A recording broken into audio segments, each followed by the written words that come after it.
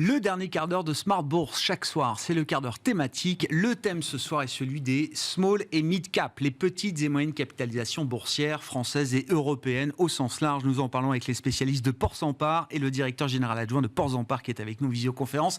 Vincent Le San, bonsoir Vincent. Merci beaucoup d'être avec nous. Ravi de vous retrouver pour évoquer ce segment de marché. Alors, toujours aussi passionnant à suivre. Je voulais qu'on dresse quand même un petit état des lieux de fin d'année 2022, début d'année 2023 pour cette catégorie des small cap et des small cap françaises ou européennes. Je crois que la big picture est à peu près la même. L'idée qu'il y a un écart de performance et un écart de valorisation par rapport aux grandes capitalisations, aux large cap, qui restent à des niveaux impressionnants. Autrement dit, c'est une partie du marché qui n'a absolument pas ou quasiment pas profité du rebond qu'on observe depuis plusieurs mois maintenant sur l'Europe.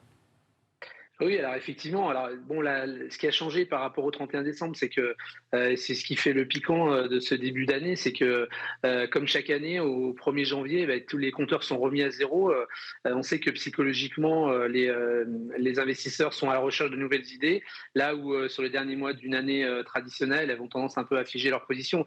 Donc en ça, c'est une semaine et c'est des premières semaines d'année qui sont toujours assez intéressantes à travailler sur les marchés. Alors en plus, on a eu un bon début d'année, certes toujours un peu moins bien que le CAC 40, puisque le CAC Mid and Small progresse de 5% depuis le début de l'année.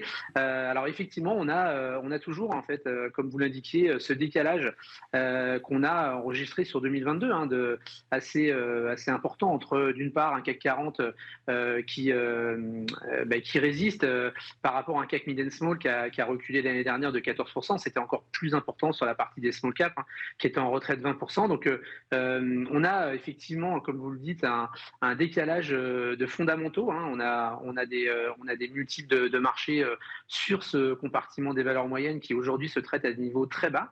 C'est une décote de 15% par rapport aux grandes valeurs.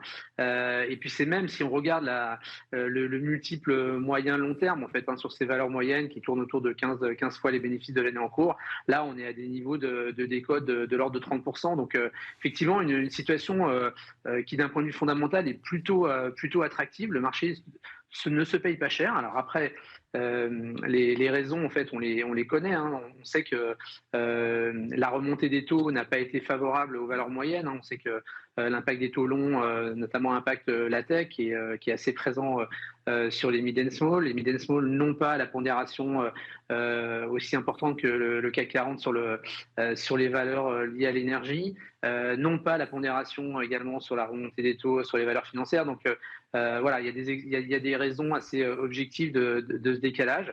Et puis peut-être également, ce qui nous manque en premier lieu, c'est probablement le retour de la collecte, puisque l'année 2022 a pas été bonne sur ce volet-là. Donc on est toujours en attente du retour de la collecte côté investisseur. Mais il n'y a pas de remise en cause ou d'interrogation structurelle sur la thèse d'investissement historique des small et mid cap. Vincent, l'idée notamment que ces entreprises de petite taille ou de taille intermédiaire sont souvent des pure players dans un domaine d'activité, sont génératrices d'innovation, de rupture, avec une croissance opérationnelle qui est structurellement plus élevée que celle des grandes capitalisations.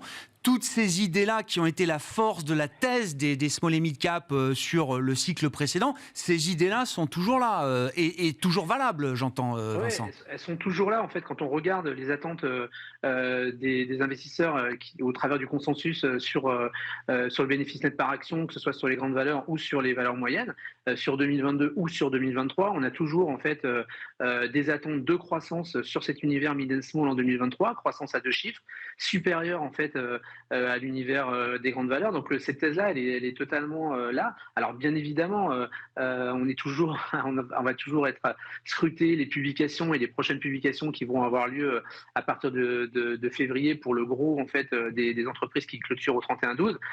Ça va être regardé à l'occasion de la publication des chiffres d'affaires annuels. Est-ce qu'il y a une remise en cause? Mais jusqu'à présent, l'ensemble des publications, même si elles ont été revues en baisse au cours de 2022, elles restent solides. Et 2023, comme je vous le disais, c'est c'est une attente d'une croissance à 2 chiffres, ce qui nous amène en fait à des multiples en moyenne de 11 fois sur ce segment. Donc pas de remise en cause sur ce volet-là, mais toujours effectivement vigilant sur est-ce que l'inflation va venir amputer la demande, est-ce que l'inflation va impacter la structure des coûts. Ça, c'est bien évidemment, les investisseurs sont toujours vigilants sur ça. Qu'est-ce qui manque comme type d'élément ou même de déclencheur, j'ai envie de dire, pour ramener une collecte positive sur cette classe d'actifs, Vincent? Alors, déjà, en fait, effectivement, je pense que redonner, enfin, c'est vrai que le cadre, il reste quand même assez stressant, en fait, d'une manière générale, sur les marchés actions, la situation géopolitique, la situation macroéconomique. Il y a quand même pas mal d'incertitudes et on sait que ça, c'est des éléments qui sont pas favorables à de la réallocation d'actifs en faveur des valeurs moyennes. Il faudrait qu'on retrouve, ça, encore faut-il qu'on puisse l'avoir, un peu plus de bonnes nouvelles sur le front de la géopolitique. Ça, ce sera des éléments favorables. Et puis, effectivement, hein, je pense que la performance du début d'année avec des indices qui repassent dans le vert, là aussi, c'est quand même assez intéressant dans une période de janvier où on sait que c'est aussi une période de collecte assez naturelle en fait pour tous ces fonds. Donc voilà les différents éléments. Retrouver en fait un peu moins de risque en fait, un peu moins de risque sur ces marchés. On sait que c'est une classe d'actifs qui est toujours en fait a toujours cette étiquette d'aversion au risque.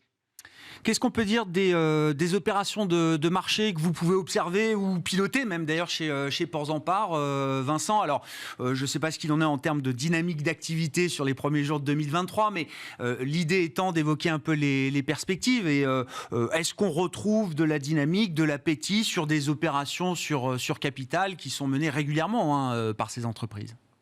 Oui, alors effectivement, le seul, là aussi, je vais mettre en relation avec. On sait très bien que côté investisseur, la collecte en fait drive aussi la dynamique de ces marchés d'opérations primaires ou de reclassement. Cela étant, ce qu'on peut observer en fait, c'est que côté entreprise, il y a toujours en fait euh, énormément d'appétit en fait pour rejoindre la bourse. Hein. Nous, on a des niveaux on a d'ores et déjà 3 mandats en fait qu'on travaille pour le premier semestre de l'année en cours. C'est peu ou prou en fait, c'est des niveaux à pareille époque qui sont plutôt élevés en fait. Quand on compare à ce qu'on a pu avoir dans le passé à pareille époque. On a également pas mal de sujets de reclassement. On va bénéficier, je dirais, du flot des fins de lock-up de la vague des IPO 2021, qui avait des lock-up de 12-18 mois. Donc, ces lock-up arrivent progressivement à échéance. Et probablement que le début de l'année va probablement être marqué par le retour de ces opérations un peu, je dirais un peu flash, des opérations de placement privé qui se font assez rapidement et qui sont le nerf en fait de la guerre de ces marchés boursiers. Et puis côté IPO, je pense qu'on la période en fait assez naturelle, c'est on devrait avoir les premières opérations autour de tout début mars. Alors, en tout cas, beaucoup de projets, beaucoup également. Ce qu'on peut dire, c'est que beaucoup de projets toujours sur la thématique transition énergétique.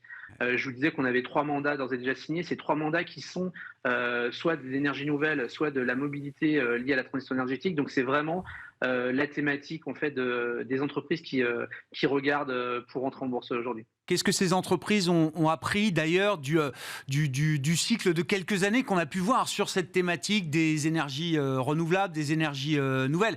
Il y a eu ce phénomène de bulle verte, fortement corrigé évidemment avec le choc de taux et le choc de taux réel. Est-ce que ce sont des leçons effectivement intéressantes? Parce qu'on comprend bien que cette thématique, elle va être pourvoyeuse de nouvelles sociétés et de nouvelles sociétés cotées en bourse demain, on l'espère bien sûr. Oui, parce qu'il y a beaucoup, en fait, la période que l'on vit, en fait, elle ouvre énormément d'opportunités à de nouveaux acteurs. On sait que la France a du retard, en fait, quant à la production d'énergie nouvelle. Donc, il y a toute une classe de nouveaux acteurs qui sont positionnés, en fait, sur ces nouvelles énergies et qui vont arriver sur le marché. Souvent, en fait, quand on regarde ces opérations, c'est pour déployer des process. Donc ça veut dire beaucoup d'opérations qui sont là pour financer du capex. Donc c'est à nouveau en fait la typologie des opérations qu'on va amener sur les marchés dans les prochaines semaines. Et puis après, effectivement, la problématique de ces entreprises-là, c'est que souvent, elles ont un horizon long quant à l'atteinte du break-even pour la plupart d'entre elles.